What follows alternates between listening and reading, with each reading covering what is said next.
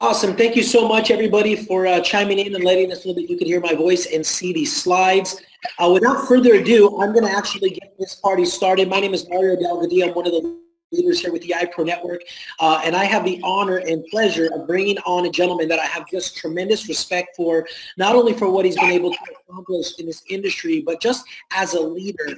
This gentleman has over 29 years of experience leading people from all walks of life, from all regions of the world. So if you're tuning in this evening, you are interested in growing and becoming a better leader, and I will tell you that there's no one better within the iPro Network to help you, guide you through different scenarios from real experiences that he's encountered in his lifetime than none other than our international sales director, Mr. Johnny Reed. Mr. Reed, are you on the line? I am, Mr. Delgadillo. Thank you so much for those warm words. And Sawadee Khop, I guess the world. So that's hello from Thailand. I flew into Bangkok, Thailand just 2 days ago. On our last week's leadership training, I was actually in Chicago, Illinois, getting ready to jump on a plane. I was going to be meeting our wonderful leader from the East Coast, Mr. Miller, Lewis Miller, and we had gone to Nigeria, Africa, and oh man, what an amazing trip. Listen, before we get busy here getting into tonight's topic, I'm sure a lot of you have heard about the, I guess the best way to say that is ProcPay, P-R-O-C-Pay merchant program. So there's a lot of noise going on out there, a lot of excited people. So if you're looking for some more information, of course, that won't be on tonight's call. I'm sure they're going to do a great job on the Wednesday night update call, but there'll be a new video explaining it. You can go to myprocpaylink.com. Once again, myprocpaylink.com, and there'll be some great information explaining that new program. So let's dive into this week. So this week, we're in all weeks from this point on, we're going to be doing quality, not quantity, when it comes to these topics of leadership, because you could spend, days, weeks, months, probably even years talking about leadership. But we want to talk about things that are specific to you and your business. So as we remind people, don't be afraid to fail, be afraid not to try. I promise you, the worst thing that typically can happen is you get a no, and if you listen to some of the prior calls, no is a word that you got to grow to love, just like loving the scenario of failing, right? These are things that the average person runs away from, puts their head in the sand. They don't deal with it well, but then that's why they never accomplish greatness, if you will. Leadership is about doing, remember we talked about this also on one of our prior things. Leadership is about doing things not right, but doing the right thing. So let's go ahead and begin. So as I had mentioned, I had gone to Nigeria, Africa on the request of the organization and, of course, our wonderful president, Mr. Daniel Pacheco. So you see in front of you a picture there is, of course, our wonderful president in the middle, me to his immediate right, and to his immediate left is one of the main senators from Africa. And, of course, we see Mr. Lewis Miller there on the far left, and that's a pastor on the far right. And so tonight's topic is going to be talking about how does this all work, right? Because we had talked about a couple trainings ago the difference between somebody making, say, $500 a year, $5,000, $500,000, or millions is not so much about the products. It's not so much about the compensation, because we know that's an equal playing field. Everybody has the same, right? We don't offer different products for males versus females, or if you're young or old or in a different section of the world. All that is exactly the same. And we talked about the difference is you. And specifically, what do you do with the team of people that are bringing people to you on a silver platter? And I had a wonderful experience just yesterday, and I'll be bringing that into the realm of tonight's call. So it starts like this. People walk people in on a silver platter. So there you are. You know, people are proclaiming you're their leader. I hate the word upline, but I'll use it because a lot of you can relate to that. I lose all the jargon, by the way, when I'm having conversations with people. I don't like the slang of the industry, because they have, it's like we speak in our own code. And if you've never been in the industry, you're like, what's the guy talking about? So people had flown in, you know, talking to obviously our wonderful president who can inspire anybody, right? He did a great service on Sunday where he spoke at a church. I mean, it doesn't really matter what the guy does. The guy is just phenomenal. He does his homework. He can relate to people. He's truly mastered the people business. But then what do? What's the scenario? Well, the one thing you're going to have to understand about massive success, it's rather quite boring, because you get a winning formula and you do not deviate from it. You do the same thing over and over and over again. You ever listen to, like, you've heard a song on the radio and you could sing it in the shower? You know, you might have heard it 30 years ago, 20 years ago, and, you know, you hear a little jingle and it just plays off in your head and you can sing it over and over and over again. Well, have you ever gone to a live concert and they don't sing it exactly the way that you remembered on the radio? It's rather annoying. Matter of fact, you might even say, ooh, they were off tonight because they don't sing it, right? Maybe your favorite point where it peaks and they throw a different, you know, tune at you. It's quite annoying.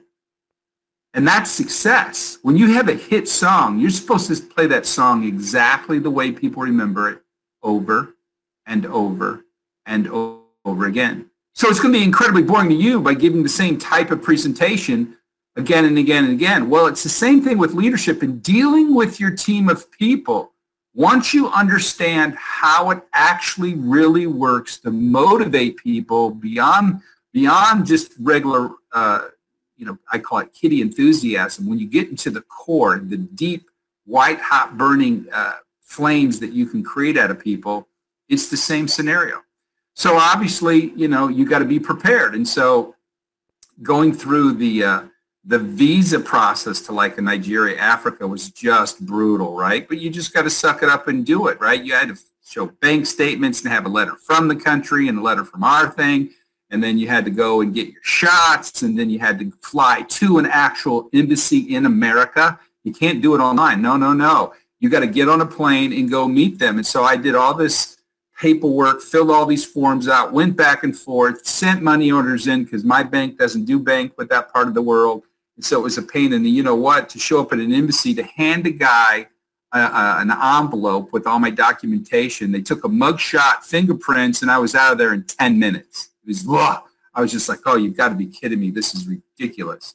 And then, of course, when I got to Nigeria, they said I had had my shots not soon enough. And I said, well, and then I dropped the senator's name. I said, well, I'm supposed to be meeting this guy tomorrow over at the Sheraton by the airport. You want to tell him that you're turning me away? And it's like, no, you can come on in. I said, yeah, that's what I thought.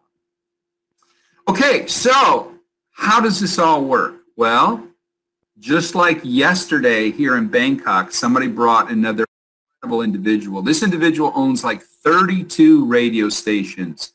He's first off, he's got a lot of money, very accomplished, right, in all facets of business, owns some very lucrative businesses here in Thailand. This is not, I don't mix apples and oranges, but I can tell you it's the same scenario.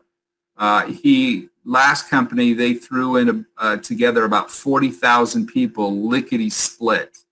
And so he came in, and we had what is called the meeting before the meeting, and there were some introductions made. And the conversation lasted for almost, I would say, 2 hours. And how much did I talk in those 2 hours? Probably 10, maybe 15 minutes tops. And this guy was trying to impress us, which is what you have to understand is people have to have time to speak. They want to be heard, right? Recognition and appreciation is far more important than money to just about every single person on the planet, unless it's just a really greedy person. So here you see a picture of Mr. Miller, myself, and one of the gentlemen who is an absolute rock star over there in Nigeria, Africa, Jude. And I don't want to slaughter his last name because I probably would. So we had met. Now this picture was taken after midnight. Now, wasn't really after midnight to me because I was still in a different time frame, but it definitely was there. And so the point of this is when you're having the success, or you want to have the success, that you're looking for, you have to understand that when people are bringing you people, you just don't rush right in and, regurgitate, the presentation. Any knucklehead can do that. You got to do the prep work, right? You got to have meetings before meetings, and sometimes you need to have a meeting before the meeting, which is actually what this is, because the next day, what we did is then we had a leadership meeting for the people. Now remember, if you haven't been paying attention or no one filled you in, Africa has already about 20,000 people who've already signed up with the iPro Network group, right? So these are the people. Now it wasn't just Nigeria, Africa being represented in this meeting, right? We had people from Ghana in different sections of Thailand, right? Kenya. And so meeting with these people. Now this picture is kind of misleading. It looks like I'm doing all the talking, but what I did in this actual meeting is I prepped the room and let them know that we were going to not sell them anything that day, or I wasn't going to sell anything that day, but I was there to empower them because it was their country.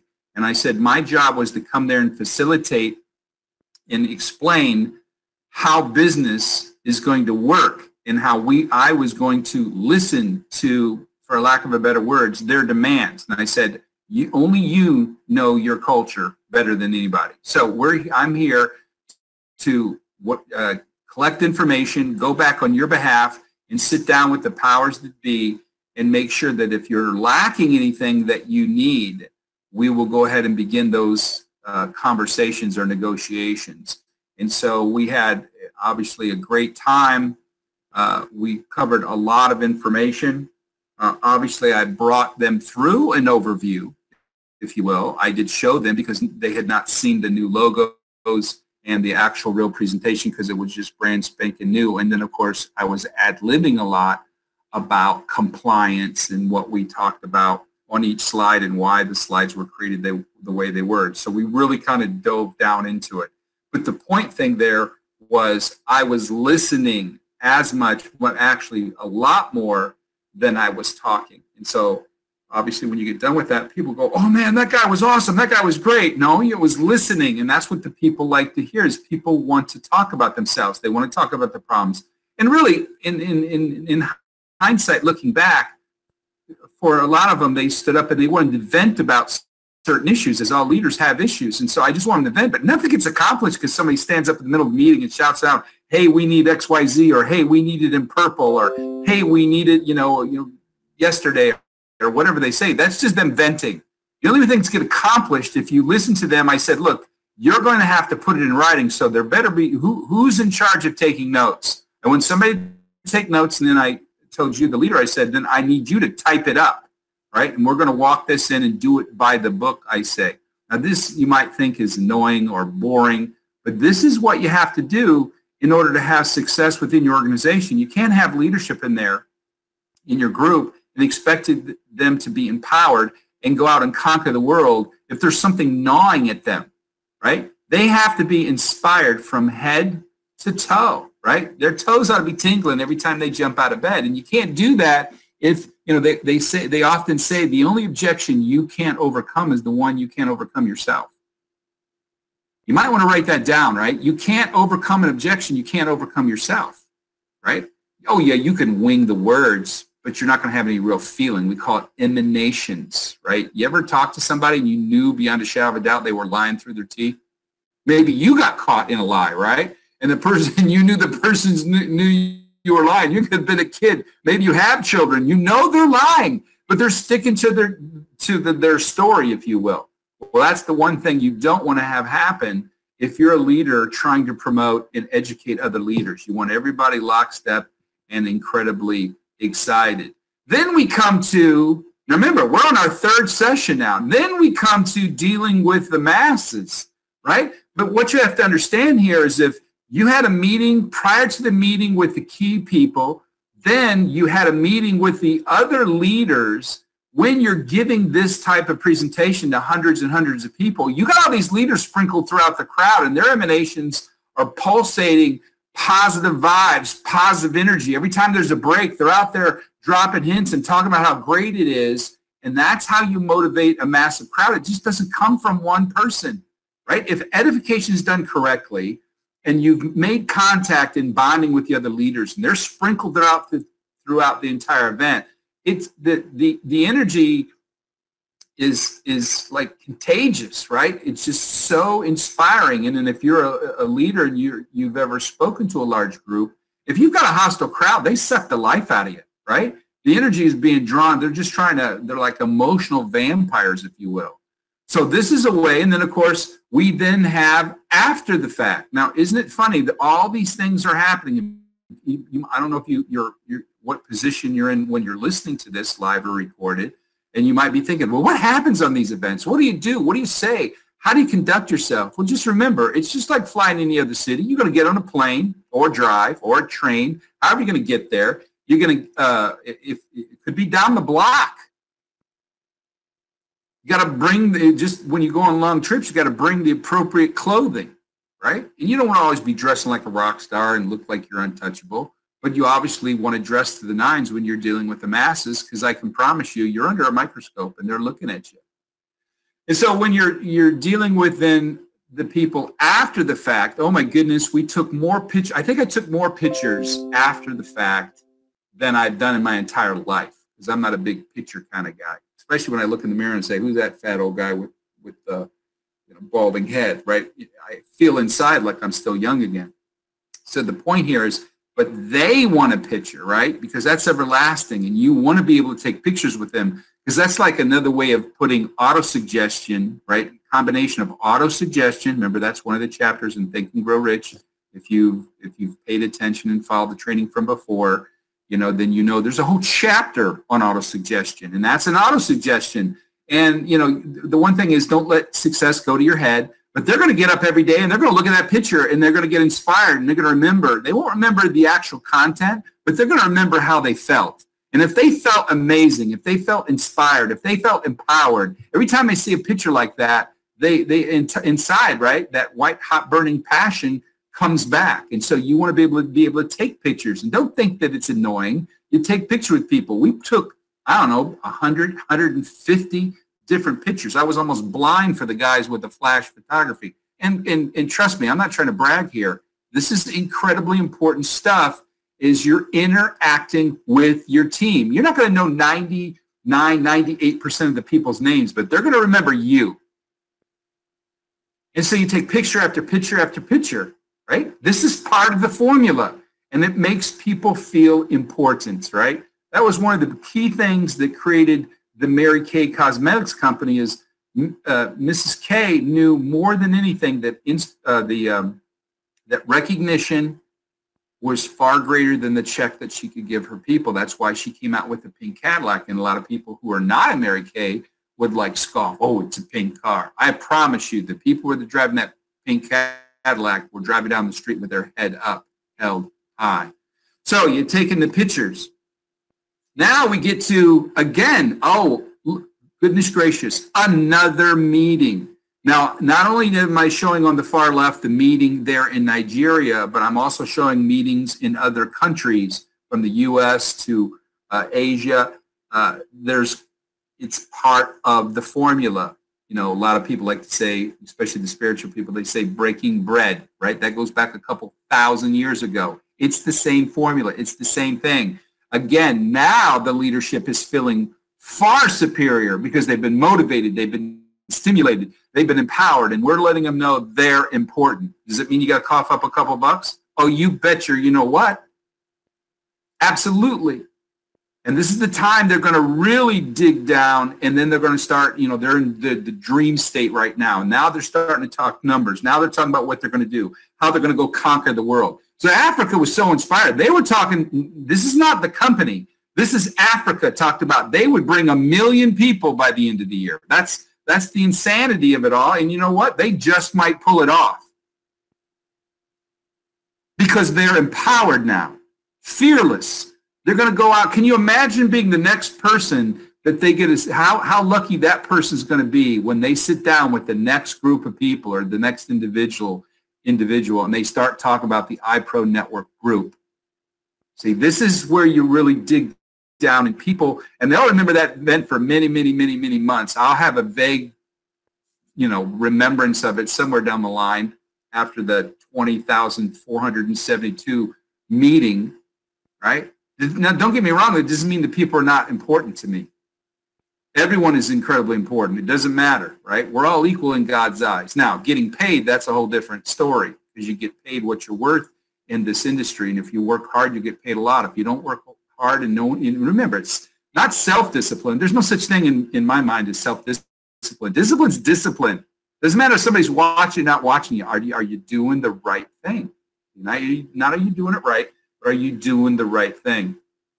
So there's ministers in here, and the women, oh my goodness, the women that I met in Africa are just absolutely awesome, just amazing. There's two females there in the background, one to the left and one to the right, and they both spoke on the event. They were incredible. They were some of the most motivating female speakers I'd ever met in my entire life. It was absolutely awesome. So remember, there was a meeting before the meeting, then there was the meeting before the meeting, and then I got those backwards, but you understand, right? Key person, make them feel important, meet their key contacts, deal with the masses. No, look, don't get confused here. It doesn't matter if you're halfway around the world or down the block, and it doesn't matter if you've only got 12 people and not 1,200 people. The formula is exactly the same. You're meeting the key people that are going to make things happen. And then, of course, this whole time you're doing edification. And I made it very crystal clear that I had the leader there in Nigeria, Jude. I had his back, and I let them know that he was special, and I can spot talent in a heartbeat. Now remember, they've already done edification before I got there. So again, you don't want to let it go to your head. You want to remain humble, but you need to remain incredibly confident without trying to come across cocky.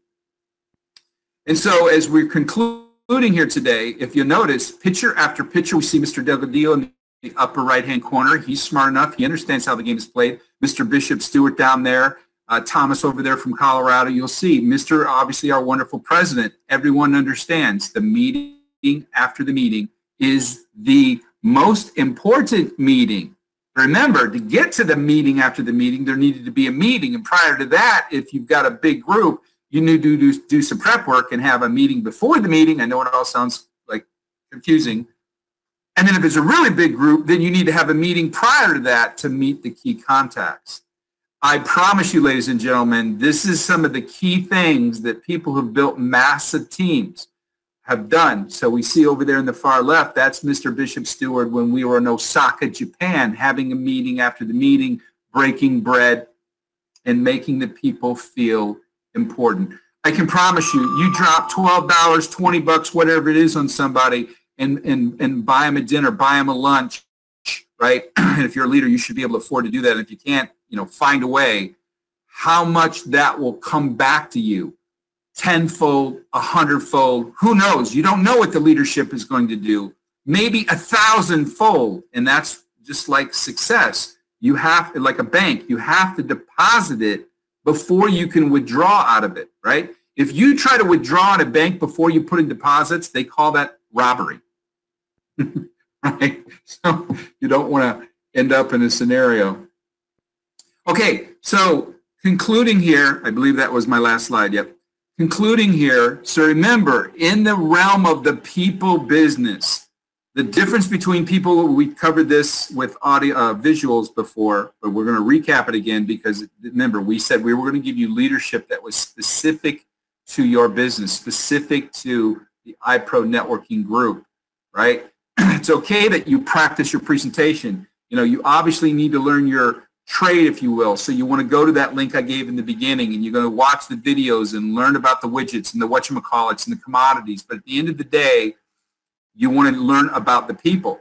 So remember, in the meeting, I flew in, and somebody again handed me somebody on a silver platter, and the guy sent me a bunch of pictures of the guy and gave me his bio and told me how great he was. And I did meet the guy, and he was the real deal. And he actually was so inspired from the meeting where I didn't talk but 10 minutes out of 2 hours. Right? Because I didn't need to talk about a lot. iPro Network is, don't kid yourself, we're it.